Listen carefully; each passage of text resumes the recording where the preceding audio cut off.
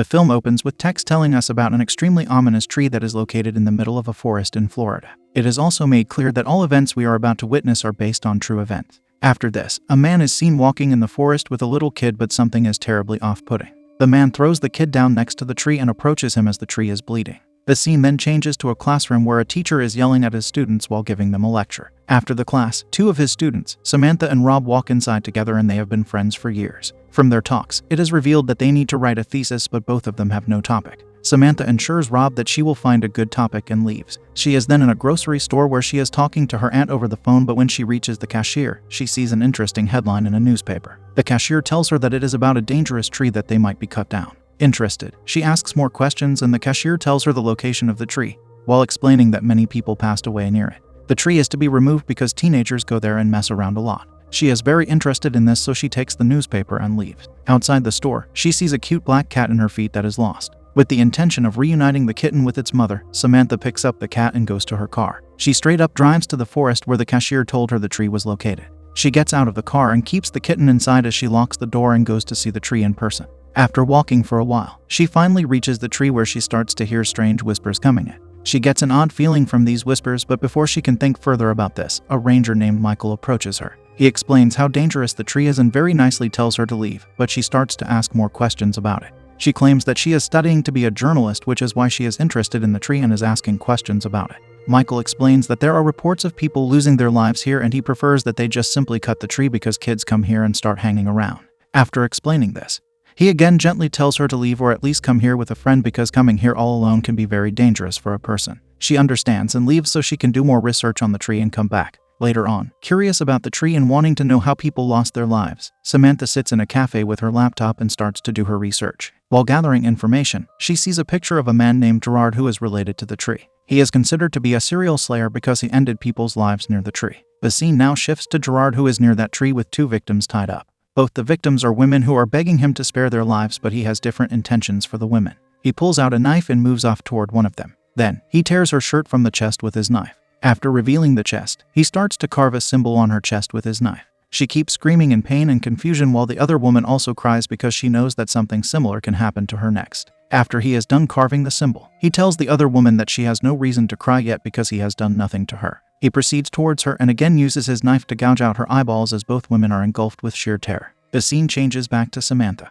who further reads that both the women were found passed away in that forest near the Devil's Tree. We also learn that Gerard did unspeakable and heinous things to the women when they passed away. After finding his videos where he was arrested and was giving an interview, Samantha finds a cop named John Harris who was the first one in this case, and he suggests that no one go near that place and be thankful that the police caught the serial slayer. Samantha then texts Rob and tells him to come to the cafe because she knows what story they should pick for their thesis. Rob comes and sits down with her and they begin to talk about the story. After hearing Samantha, he claims that he likes the story so they should research it a little more. Samantha mentions that she found the cop who worked on the case and that she also found his home address. Rob also thinks that it is a good idea to go and interview John Harris, but he also predicts that he might not let them do it. Then, both of them are seen outside John's house, so he asks them why they are here. When Samantha mentions that they are here to talk about a case John worked on 40 years ago, he instantly figures out that they must be talking about the Devil's Tree. He refuses and says that he will never talk about that ever again. Rob and Samantha walk away, but before they can leave, John comes out because he is curious about what they know about the tree. Seconds later,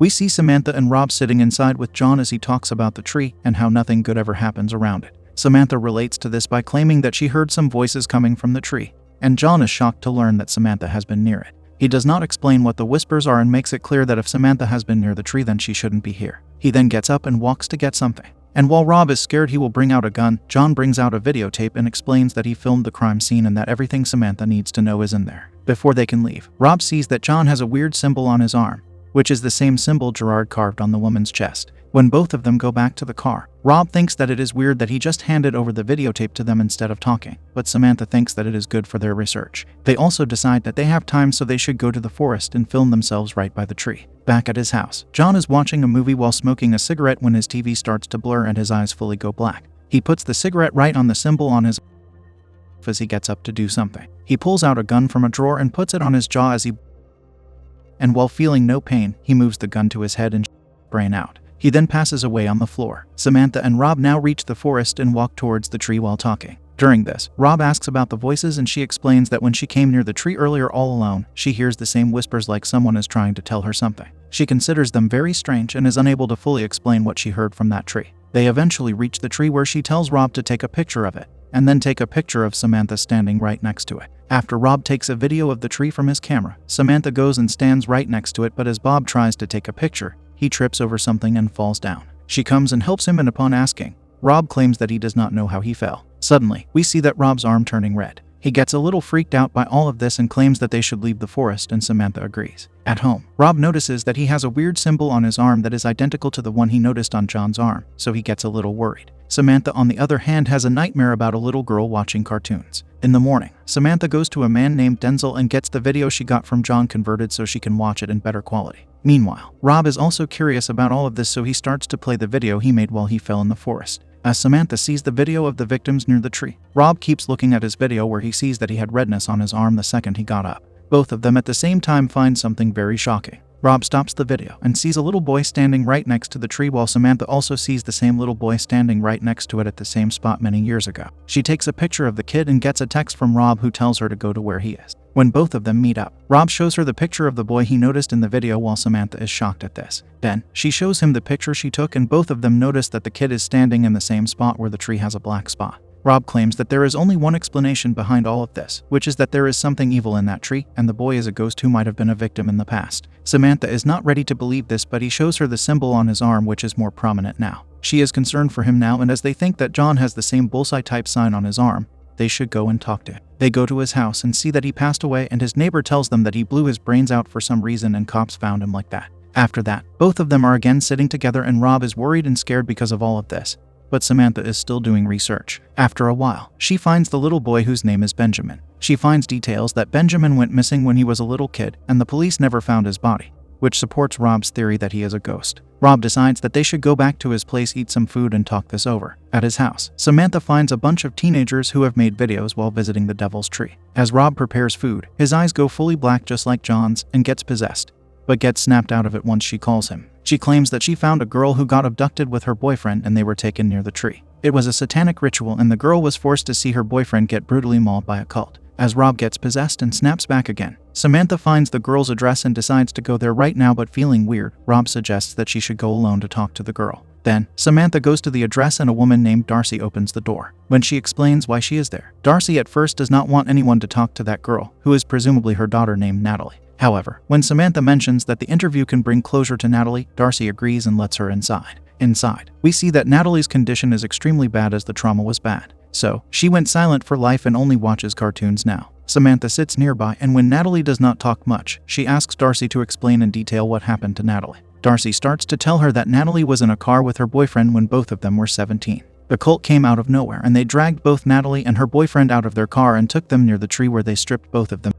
She explains that she was forced to lie down as they put a table with a hole on top of her and put her boyfriend on top. His stomach was exposed through the hole and Natalie in the warm blood as they got the boyfriend right on top of her. She kept screaming in vain, but there was no one who could save them. After this, they heated up a metal rod with a symbol and burned her, which is the same symbol John and Rob got from the tree. They then threw her live body near a parking lot where the cops found her, but no traces of the cult were found in the forest. She was horribly traumatized since then and slowly stopped speaking as time went by. Samantha now asks if she ever saw a little boy, and while Darcy refuses, Natalie finally speaks and claims that he needed help, but there was no one to help. When she does not talk further, Samantha goes back to her house where she sleeps with the kitten she found earlier and has her recurring nightmare again. This time, the little girl watching TV is being chased by a man as she goes and hides in a closet. After that, we again see Natalie, who wakes early in the morning before Darcy and goes to her room with a knife. Her eyes are also fully black as she is possessed, so she cuts Darcy's throat while also taking her by slicing deep inside her.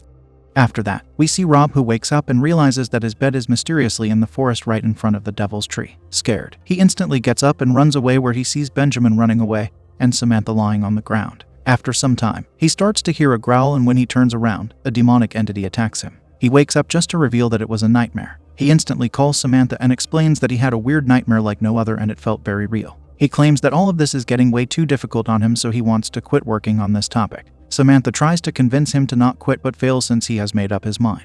Then, Samantha goes looking for a group that checks out paranormal activities and she finds a man named Jason. Jason claims that he has a team, but he will come along and check out the tree first and won't charge money. Both of them meet up and head towards the Devil's Tree as Samantha explains everything that has been going on with this forest and the tree. On their way, he explains that he does this out of curiosity, which is why he and his team do not charge money and they have had experience with this for years. He further explains that he has a device that can detect electromagnetic waves so they will know where the spirits are, and they can even communicate to them through the device. They are now in front of the tree where he turns on the device and starts to talk, hoping that someone will talk back. He starts to pick up a lot of signals from the tree as Samantha starts to talk and they hear a boy's voice. She thinks that it is Benjamin and tries to talk to him again, but this time, she hears a growl and Jason turns off the device. She gets a little scared, but Jason claims that it is nothing they haven't dealt with before, so he will come back with his team and take a look again with proper equipment. After that, Samantha goes to Rob's house because he has not been picking up any of her calls. She walks inside and sits right by her as she apologizes for getting him trapped in all of this. Rob is devastated and does not understand what the mark on his arm is, but she claims that they will figure it out because this is not about just their thesis anymore. Then, she explains that she met a man named Jason, who will be back with his team, and he gave her an exact time.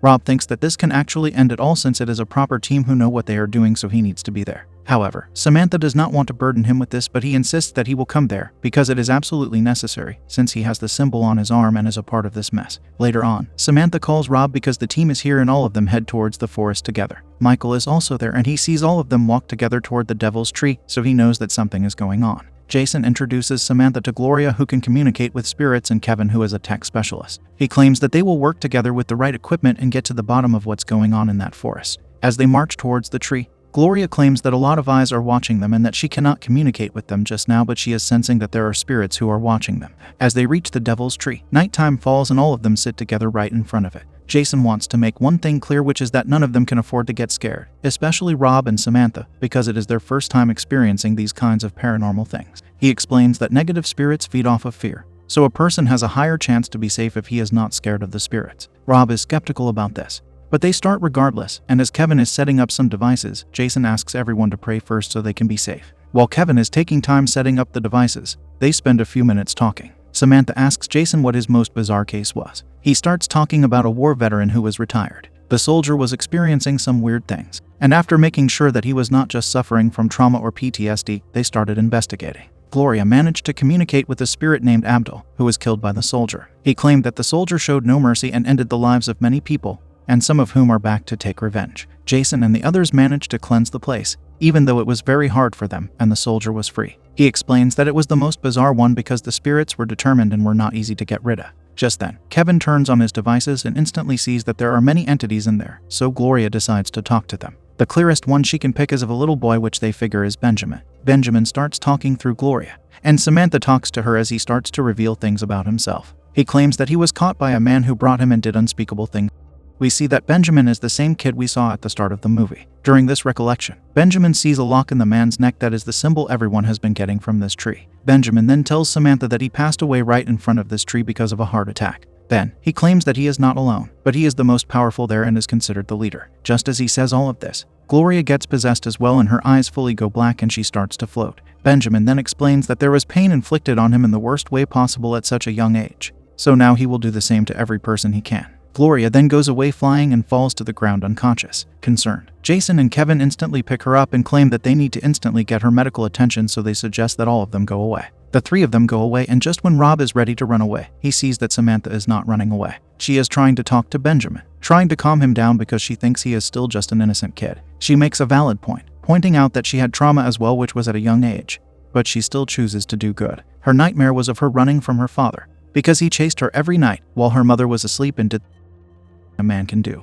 Benjamin refuses to be reasoned with and says that he will keep on hurting people. Meanwhile, Rob is still standing behind her and he gets possessed. He pins her down and gets on top. He starts to hit her, but she tries to run until eventually she grabs a sharp piece of wood. She has no other choice but to jab Rob in the neck and end his life. She then gets possessed and starts to float when Michael arrives there. He invokes the name of Jesus and claims that Benjamin cannot touch him, so he should let her go. He eventually lets Samantha go, while Rob's body lies lifeless at the scene. 6 months goes by and we now see Samantha visiting her aunt, who has a young daughter. Samantha tells her that she still feels guilty for what happened to Rob, but she is learning to live with the guilt and is constantly trying to make peace with what happened. She then gets up and goes to play with her aunt's daughter, but she is taken aback to see the same symbol drawn on the sand the girl was playing in. When asked by Samantha, she claims that she did not draw it, explaining that her friend Benjamin did, so Samantha is left speechless. We then see footage of the real Gerard, and the real footage Samantha and the rest because all this was based on true events. Here, this movie ends.